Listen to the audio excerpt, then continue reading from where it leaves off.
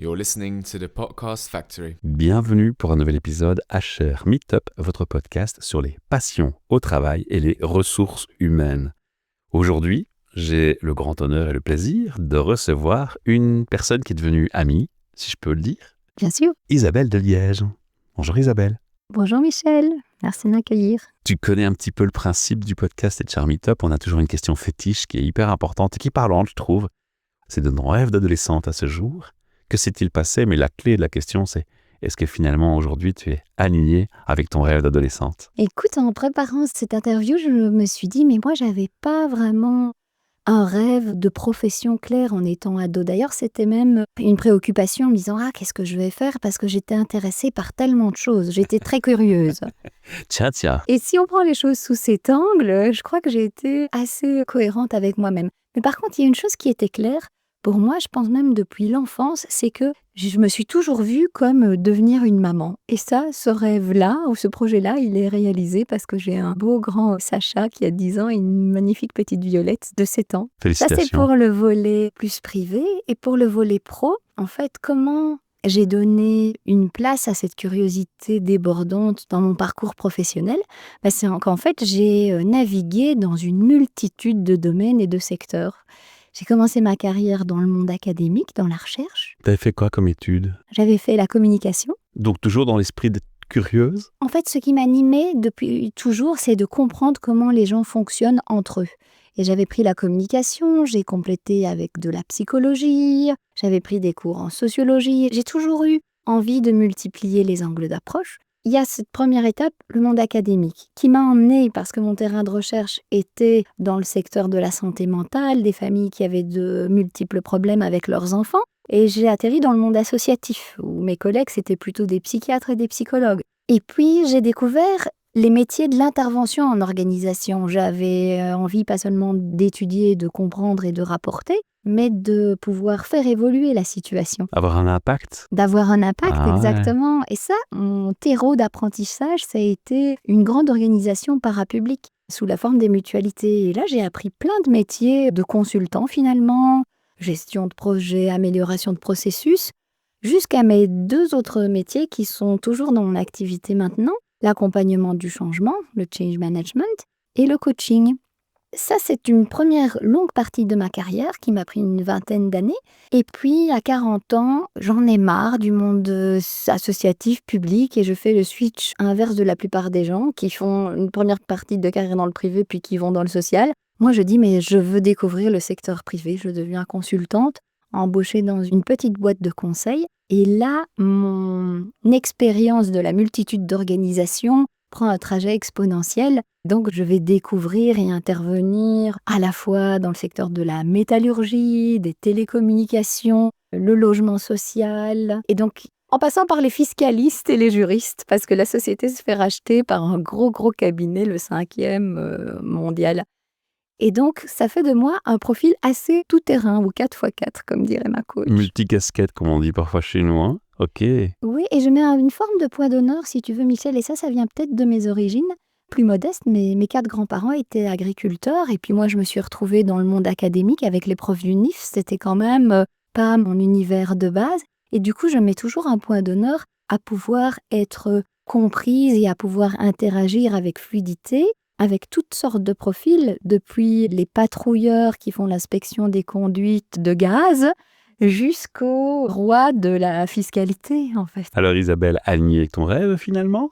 Aujourd'hui, oui. Je développe les activités de Let's Change. Ta société s'appelle Let's Change. Let's Change, oui, c'est ça, parce qu'elle est née de cette envie de vraiment amener des transformations durables dans les organisations. Elle est née quand? Elle est née en 2021 maintenant. Et puis, entre-temps, depuis 3-4 ans maintenant, la neurodiversité s'est invitée dans mes activités. Et c'est un peu le sujet de ce podcast, c'est de parler de ta carrière, de ton parcours et finalement de comment tu en arrives à non seulement traiter de ce sujet, mais on va dire aussi aux auditeurs et auditrices que tu as même lancé ton propre podcast qui s'appelle Diversino sur le neuroatypisme et sa gestion en entreprise aussi. Exactement, Diversino, c'est le podcast de la neurodiversité au travail, parce que ça me tient à cœur de faire sortir le sujet des cabinets de psy. Comme tu m'interroges sur mon propre parcours, en fait, c'est en lien avec mon parcours. Moi, j'ai découvert, au-delà de mes 40 ans, que j'étais concernée par des formes de neuroatypie et j'ai pu donner d'autres explications au sentiment de décalage qui m'habitait depuis toujours. Et du coup, je me suis partie en mission pour que d'autres trouvent leur place, leur voix, se comprennent plus facilement que moi. Et d'où cette envie débordante de créer un podcast pour parler de ça aussi au travail, parce que on pourrait dire c'est personnel, c'est lié à ton fonctionnement, mais en fait, quand on est extrêmement curieux, qu'on a la pensée en arborescence, qu'on est hypersensible, tout ça se rejoue aussi au travail. On peut faire face à des feedbacks du style mais enfin, t'es quand même fort susceptible. Cette remarque. Ou non, pourquoi tu veux changer de projet? Tu viens à peine d'eux, t'es bien là. Pourquoi est-ce qu'on devrait encore faire changer les choses? Pourquoi aller si vite, Isabelle? Ou alors les gens qui comprennent absolument pas où on veut en venir quand on fait des liens entre des sujets apparemment différents. Oui, parce que c'est quoi le rapport là? Je comprends plus. Exactement, en passant par les conflits potentiels avec les collègues, avec la hiérarchie. Parce que quand on n'est pas concerné soi-même non plus et qu'on est face à quelqu'un qui a une autre manière de réfléchir que soi, ça peut être aussi un petit peu menaçant pour les autres. Comme tout projet qui démarre dans l'entrepreneuriat, on démarre un projet sur une idée, d'un business, d'une passion, de quelque chose qui nous parle. Tu viens très bien d'expliquer ce qui résonne en toi sur ce sujet, mais ça veut dire aussi qu'on part d'un constat. Alors le constat, t'en as un peu parlé. On peut détailler un peu le constat, mais avant, je voudrais m'arrêter sur un point. Sur ton profil LinkedIn, je lis « Docteur Isabelle de Liège ». Docteur, pourquoi? Pourquoi le docteur est important? Parce que j'ai un doctorat en communication et que ça reste dans toute ma carrière professionnelle un des projets peut-être les plus exigeants qui a demandé que j'aille puiser le plus loin dans mes ressources. Voilà. Pour le mener à bien, pour croiser des angles d'approche. Et que c'était déjà là le cœur de mon sujet, comment les gens collaborent ensemble. Je me suis permis cette remarque parce que comme on parle de neurodiversité et de comportement et de lien avec la santé mentale, je ne voudrais pas qu'on laisse croire à l'auditeur et auditrice que tu es docteur en médecine sur ce sujet. C'est tout à fait différent et c'est important de le préciser. Très très à nuancer parce que sinon on serait en faute de donner une croyance erronée aux gens et de leur insuffler via cette approche, une interprétation complètement à côté de la plaque. Exactement. En effet, je me suis formée sur la question des neuroatypies. J'ai un bagage de base en psychologie, mais ça ne fait pas de moi, et je suis concernée, j'ai mon expérience de vécu, mais ça ne fait pas de moi ni un docteur en médecine, ni une psychothérapeute. La casquette que je mobilise pour accompagner les gens, c'est celle de coach ou de mentor. Maintenant, je vais revenir à cette question. Quel était le constat? Où est le moment clé où on se dit « Ah, il me manque un truc, c'est moi qui vais l'apporter. Dans cette société, c'est moi qui vais jouer ce rôle. Ça me ressource. » J'ai vu, entendu tellement d'atypiques se sentir en recherche en disant « je dois trouver ma place au travail, il y a un truc qui cloche avec moi, je devrais peut-être aller ailleurs ». Peut-être une forme de souffrance, mais surtout ce sentiment de décalage et de se dire il y a quelque chose qui va pas bien chez moi ou peut-être dans l'environnement. Parfois, on balance de donner la responsabilité aux autres ou bien juste à soi. Et là, je me suis dit il y a vraiment du gâchis de potentiel parce que ces gens sont brillants, ils ont des talents, ils peuvent amener plein de choses en entreprise, mais s'ils ne sont pas soutenus au niveau individuel pour y arriver... Si on n'optimalise pas les conditions... Et aussi au niveau collectif et organisationnel, tout le monde se prive de ses talents. Donc c'est pour ça que moi j'ai 2 volets dans mes interventions. L'empowerment des individus concernés, et ça c'est via les trajets de coaching individuels, que ce soit à titre privé ou financé par l'organisation. Ça peut être aussi le trajet du manager de la personne neuroatypique parce que c'est pas simple de manager un neuroatypique et de le réaligner quand il part dans tous les sens, soyons honnêtes. Et puis, il y a aussi un volet qui est plus d'intervenir sur l'organisation pour que les gens en organisation comprennent mieux et adaptent les conditions de travail pour que les zèbres et les autres puissent performer. Je crois que c'est important de rappeler aux gens que arrêtez de regarder les autres et de les juger sans tenir compte d'un jugement vers vous-même aussi et de comprendre l'interaction des deux et le canal dans lequel la communication se fait. Je crois que toutes les clés se trouvent dans cette trilogie. Dans ce triptyque. Je comprends ce que tu veux dire et en même temps, là, tu viens titiller la spécialiste de la communication en moi en prenant ce modèle mathématique de la communication qui a été inventé à l'époque du télégramme. Donc, il est un petit peu archaïque. Il y a toute une dimension aussi du bruit et de la redondance. Mais symboliquement intéressant. Exactement. Et il y a plein d'éléments utiles. Personnellement, je souscris davantage à une approche de la communication en tant que chef d'orchestre et où l'émetteur et le récepteur dont tu parles ont chacun leur univers de référence au niveau sémantique et où on est plus dans une co-construction du sens à 2 est dans un effet de spirale plutôt que dans l'image du canal.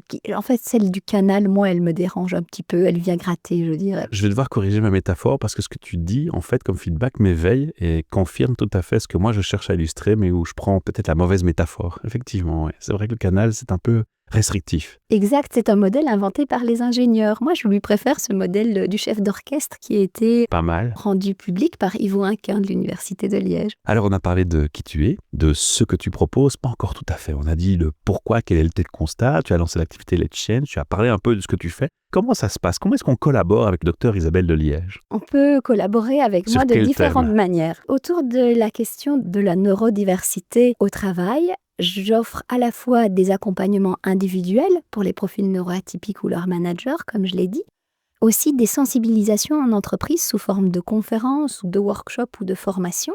Mais j'ai aussi les autres casquettes qui sont celles d'accompagner les transformations dans les organisations, qu'elles soient d'ordre lié à l'introduction d'une nouvelle technologie ou que ce soit des transformations plus liées à des réorganisations des Tout ce qui est départements. changement, d'ailleurs le nom le dit bien, Let's Change, laissons Voilà. changer. C'est ça, c'est tout ce qui est lié au changement d'une manière ou d'une autre et qui va concerner ce qu'on appelle en anglais le people side of change, le côté humain du changement, parce que c'est peut-être dans le domaine technologique que c'est le plus caricatural, mais on peut avoir tendance en entreprise à penser une solution informatique avec les utilisateurs, à la développer, à l'amener, à la livrer, et puis à s'étonner, dans le pire des cas, que l'adoption de ce changement ne se fasse pas de manière si fluide que ça. Or, il y a tout un travail d'impliquer les personnes concernées ou certains de leurs représentants, leur faire voir la nécessité, les faire co-construire la solution, leur proposer d'en parler autour d'eux, qui va vraiment fluidifier les choses. Et ça, c'est un autre de mes dadas ou de mes kiffs, en fait, c'est de pouvoir fonctionner en intelligence collective, c'est-à-dire associer les principaux concernés. Je te parlais l'autre fois des spécialistes qui inspectaient les conduites de gaz, à comment on va pouvoir construire l'application qui va leur permettre de mieux gérer leur travail au quotidien, et qu'est-ce que eux ont comme idée, en fait. Et là, on investit du temps, mais en fait, on en gagne beaucoup après aussi, parce que C'est ça. au moment du lancement, les choses sont plus fluides. Ce que tu racontes là me fait beaucoup penser à l'approche agile, l'agilité, où on implique les stakeholders, comme on dit. Est-ce que les entreprises agiles sont des entreprises où tu auras moins de travail ou qui vont collaborer plus facilement avec toi? C'est pas le sujet du podcast, mais ça m'interpelle du coup. Écoute, en tout cas, ce que je peux te dire, c'est que j'ai été amenée à collaborer plusieurs fois avec cette casquette de change manager dans des équipes agiles. Donc, ça Alors, demande plus peut-être facile ou plus difficile? des réajustements, puisqu'on est moins avec un planning défini sur Ouais, 6 c'est ça. mois, 1 an, y compris pour les activités liées au changement, mais ça ne supprime pas la nécessité du métier, en tout cas dans les situations où moi je suis intervenue. S'il y a des auditeurs qui sont dans des formats de gestion de projet agile et où ils disent que ce n'est plus nécessaire, je serais curieuse de le savoir. Mais moi, je fais un petit clin d'œil à mes amis de chez Pixis Belgique qui accompagnent les entreprises dans l'agilité. L'agilité, ça concerne pas seulement l'IT, mais tous les départements d'une part, et ça avant tout des attitudes. Et c'est vrai que si on oublie que tes attitudes, ça sert pas à grand-chose d'avoir des process si l'attitude ne suit pas derrière. Et là, on rejoint ton travail. J'ai collaboré plusieurs fois avec des coachs agiles et c'est vrai que j'ai pu constater beaucoup de points communs entre nos approches. Ben oui, Et parfois en organisation, dans les approches agiles, on a tendance à ne garder que les éléments hard, c'est-à-dire les rituels, les le processus, tableau Kanban, les avec réunions les debout. Kanban, les réunions debout, mais on oublie parfois le volet attitude et le volet humain. Et du coup, quand on fait ce switch-là à moitié sur le hard mais pas sur le soft, on n'a pas résolu le problème et on a toujours besoin de quelqu'un qui s'occupe du soft après, que ce soit le coach agile ou le change manager. Finalement, on s'en fout un peu du titre du moment que ce travail-là, accompagner le volet humain, doit se faire parce que sinon ça insécurise trop les équipes. Tu sais que la Belgique est un pays compliqué. Il y a Oui. 3 langues nationales, Oui. plus l'anglais, donc on est quand même dans 4 langues à gérer. Il y a le néerlandais, le français, l'anglais, l'allemand. Tu parles plusieurs langues ou comment tu fais quand il y a une entreprise avec le bilinguisme présent et nécessaire? C'est vrai qu'on ne peut pas travailler à Bruxelles, ou en tout cas c'est difficile, sans parler différentes langues. Et donc du coup, moi j'interviens en français, néerlandais, anglais régulièrement. Je connais aussi l'italien, mais que jusqu'à présent, j'ai peu t'a pas encore utilisé demandé. professionnellement. Et donc c'est un aspect que j'avais tendance à considérer comme allant de soi. Mais pas, en mais fait, pas tant que ça. de facto, dans cette magnifique Belgique, on est tout le temps dans l'interculturel. C'est la force de ce pays. Et d'ailleurs, la devise, c'est l'union fait la force, Isabelle. Qu'est-ce qu'on peut te souhaiter pour ton futur? Comment tu vois ton futur? Où t'en es maintenant par rapport à ton projet Let's Change? Si tu devais faire un petit bilan là aujourd'hui, on peut se revoir dans un an en micro et refaire un autre bilan dans un an, je serais très ravi. Je dirais qu'il y a eu plusieurs phases dans la vie de la société, de l'activité, avec au début beaucoup de change management et puis en cours de route, le coaching qui prend de plus en plus de place, ce sujet de la neurodiversité qui vient s'intégrer, ça a été aussi tout un trajet pour moi de l'assumer, d'oser en parler. Aujourd'hui, je me sens alignée avec ça et j'en parle volontiers. Et donc, du coup, ce qu'on pourrait me souhaiter, c'est que le magnétisme et la loi de l'attraction opèrent, c'est-à-dire que viennent à moi les personnes que je suis le plus en mesure d'aider, que ce soit pour sensibiliser à la neurodiversité en entreprise, pour prendre sa place vraiment pleinement et rayonner en tant qu'atypique, ou pour faciliter des collaborations qui sont un petit peu difficiles, dans des sujets complexes, tendus, où c'est le bazar, comme on dit parfois. Dans un monde qui change beaucoup, en plus. Dans un monde qui change beaucoup, les Et très environnements VUCA. En fait, moi, j'adore la complexité. Bah tiens, tu m'étonnes. Et j'y obtiens des résultats, montre l'expérience. Donc voilà, c'est ce que je me souhaite. Et beaucoup d'écoute pour Diversino oui, aussi. j'allais le dire, et je vous invite à aller écouter le podcast d'Isabelle parce qu'il en vaut vraiment la peine. Il y a vraiment des échanges mais hyper intéressants. Moi, je trouve ces épisodes chaque fois hyper passionnants. Souvent, c'est 1 heure. Mais vraiment, on apprend plein de choses et c'est passionnant. Dernière question par rapport à ton activité, puis on va passer à notre rituel de clôture sur 3 questions RH, à moins qu'on ait oublié quelque chose dont tu aurais voulu parler. En fait, en parlant de Diversino, j'avais envie d'en profiter, si tu m'autorises, Bien pour sûr. lancer un petit appel à témoins. Oui, bien sûr. Mon ambition maintenant, c'est de trouver des dirigeants et des entrepreneurs qui se reconnaissent d'une manière ou d'une autre comme neuroatypiques et qui soient d'accord de parler de leur parcours, mais surtout des challenges qu'ils ont rencontrés et de comment ils ont trouvé des solutions ou en quoi c'est un atout aujourd'hui. Parce que je crois que ça peut vraiment inspirer plein d'autres personnes qui sont en questionnement, qui se demandent vers où aller et leur montrer que c'est possible. Donc, si certains d'entre eux nous écoutent, contactez-moi. Et si vous n'êtes pas concerné, partagez ce podcast, likez-le, commentez-le et faites-le suivre auprès d'une personne qui peut-être, elle, sera concernée et pourra contacter Isabelle pour lui donner son feedback ou échanger avec elle. Alors justement, on n'est pas toujours tous conscients d'être neuroatypiques. Est-ce que tu as une astuce pour savoir si on l'est ou pas? Avec une question comme ça à la volée, je pourrais pas, mais prenez contact avec moi. J'ai en gestation un questionnaire en ligne, mais il n'est pas encore fini. Mais j'ai des outils pour notamment vous aiguiller par rapport à la chose qui est peut-être la plus simple à détecter, c'est celle de l'hypersensibilité.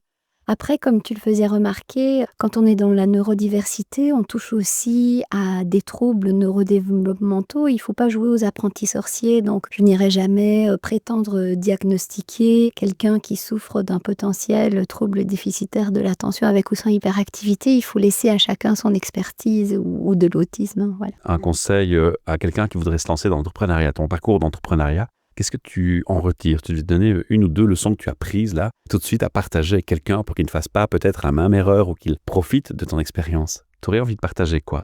Moi, je dirais, entourez-vous. J'ai longtemps voulu faire tout toute seule dans plein de domaines que je connaissais pas, là, comme le marketing, même le montage. Il n'y a pas un côté neuroatypique, il n'y a pas un côté neuroatypique d'avoir du mal de déléguer dans l'histoire? Je ne sais pas si c'est Trop neuroatypique perfectionniste ou bien si c'était la volonté de tout d'y gérer. arriver ou peut-être une difficulté d'oser investir en soi, se payer l'aide nécessaire des services des autres. Mais depuis que je le fais, je trouve que c'est plus apaisé pour moi et que les choses se débloquent et qu'elles se concrétisent plus vite. Donc je dirais oui, se trouver et sa tribu de pairs, ça c'est vital pour se sentir entouré et soutenu. Parce que quand on passe du salariat à l'entrepreneuriat, c'est quand même un gros switch. Bah oui. Et c'est un changement de mentalité qui ne se fait pas en un jour. Et se trouver aussi la tribu de prestataires, de cœur et de gens qui Des peuvent passionnés. nous aider, nous soutenir de manière utile pour nous faire faire des bons géants. Ok, merci pour ce feedback Isabelle. On va passer à nos 3 questions RH, notre rituel de clôture. Oui. Alors tu y vas dans les entreprises régulièrement, puisque tu accompagnes ces entreprises, pas seulement individuellement, mais aussi en entreprise, on l'a dit tout à l'heure, les équipes. Tu es confronté au RH ou au DRH? Si tu devais nous dire aujourd'hui quelle serait ta perception d'un RH efficient, d'un bon RH, tu auras envie d'utiliser quel mot-clé ou de dire quoi? Mais moi, je dirais qu'un bon RH, c'est un RH qui est ouvert.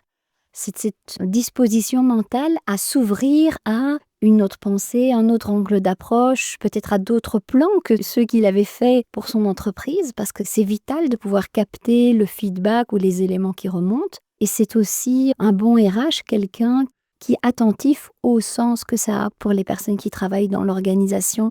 Je vois trop souvent des cultures affirmées sur le papier et un décalage avec la réalité, le vécu des gens. Or, on sait combien c'est important cette forme de congruence pour tout le monde. Et pour les publics des neuroatypiques avec lesquels moi je travaille, c'est juste de l'ordre de l'insupportable s'il y a des incohérences comme ça. Donc vous risquez de les perdre en route et pas seulement que... Ça fait naître une question en moi qui n'était pas du tout prévue et attendue, mais j'ai envie de te la poser. C'est plus fort que moi, tu me connais un peu. Je me dis, tiens, le RH, il est confronté au business partner, aux réalités de l'entreprise en termes de chiffres d'affaires, de gestion des ressources, dans la pure définition du terme ressources humaines. Et puis, le RH, on lui demande d'être très humain finalement, on lui demande plein de qualités très à l'écoute, d'ouverture d'esprit, etc., etc., etc. Et je me dis, mais le RH, il doit être super talentueux pour jongler avec ses émotions, être super curieux, ne pas trop aimer les injustices non plus, parce que c'est quand même son rôle de garder l'église au milieu du village. Et avec toutes ces pensées qui viennent dans ma tête en une fois, je me dis, mais est-ce qu'un neuroatypique n'est pas une bonne personne pour être un bon RH ? Ah, écoute, je pense que les neuroatypiques peuvent être bien à plein de places et d'endroits différents. C'est vrai que dans le métier de DRH, il y a une gestion d'une grande complexité. Ce que j'avais en tête aussi, sur un bon profil RH, c'est quelqu'un qui est capable de jongler aussi bien avec le hard RH, la paye, les structurations de fonctions. Il y a quand même tout à fait. Ça se divise de plus en plus souvent, mais oui, Oui, c'est vrai. et aussi Ouais. le soft et d'intégrer les deux pour que ce soit cohérent. Ouais. Donc pourquoi pas des neuroatypiques ? Belle réflexion. Alors notre deuxième question de clôture, c'est en effet waouh. C'est un endroit où quelqu'un que tu rencontres ou une chose qui se passe dans ta vie en entreprise ou un endroit où tu te rends et tu te dis waouh, ici il y a un truc qui te donne juste envie de ouais, et là il fallait être. Est-ce que ça t'est déjà arrivé et si pas, qu'est-ce qui te donnerait ce petit effet waouh dans ta vie ? L'effet waouh que moi j'ai eu, c'est ma première mission combinée de coaching d'équipe et de coaching de dirigeants. À cette époque-là, j'étais en mission dans les télécoms. Je faisais pas du tout du coaching, je faisais du lean management, donc l'amélioration de processus. On essayait de Et repérer encore les des similitudes avec gaspillages. l'agilité aussi, il y a des choses qui Voilà, sont ça similaires. c'était mon cœur de mission, donc dans la même organisation, et je me sentais totalement désalignée. Enfin, ça n'allait pas quoi pour moi là-bas. Et au même moment, vient une opportunité, vient un collègue en disant, tu sais, dans cette équipe, il y a des trucs qui vont pas, l'ambiance est mauvaise, faudrait faire un truc, est-ce que tu peux pas m'aider ? Et là, on a fait vraiment un chouette boulot en commençant par faire du coaching du manager et où je me suis rendu compte avec lui qu'en fait, il était à la tête de 2 sous-équipes, mais il était issu d'une des 2 dont il était plus proche et de l'autre, il était plus éloigné. Avec l'accompagnement, il s'est repositionné, il s'est déployé à la tête de ces 2 équipes. Le plus beau compliment, c'était dans la clôture et il dit « Rien n'a changé vu de l'extérieur et pourtant je me sens aussi bien que quand j'ai eu ma promotion » parce qu'il avait repris sa position autrement. Et on avait combiné ce trajet individuel avec du coaching d'équipe.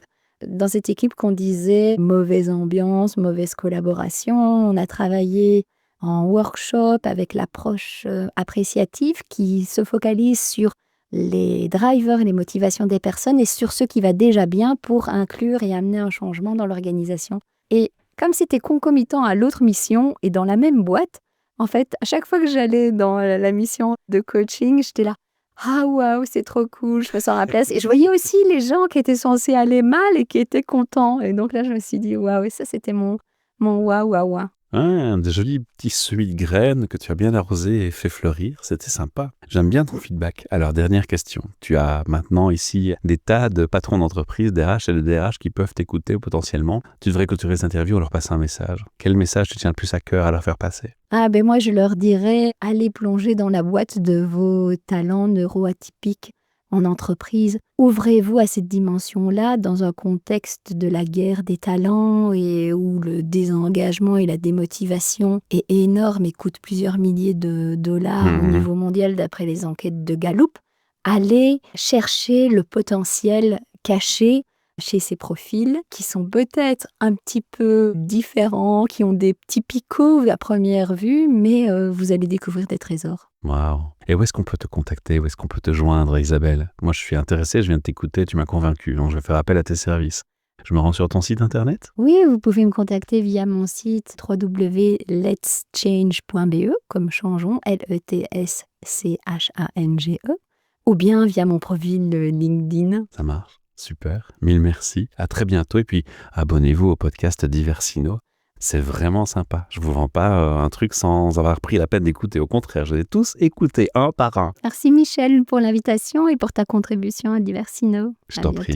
À bientôt, au revoir. You're listening to the Podcast Factory. Ce projet podcast est une initiative créée et proposée par l'ASBL de Podcast Factory Org, avec le sponsor de Transforma Bruxelles Innovation Playground. Depuis janvier 2025 et pour 5 années, nous sommes aussi sponsorisés par Plugin Company, notre opérateur de bornes et de cartes de recharge privilégiés.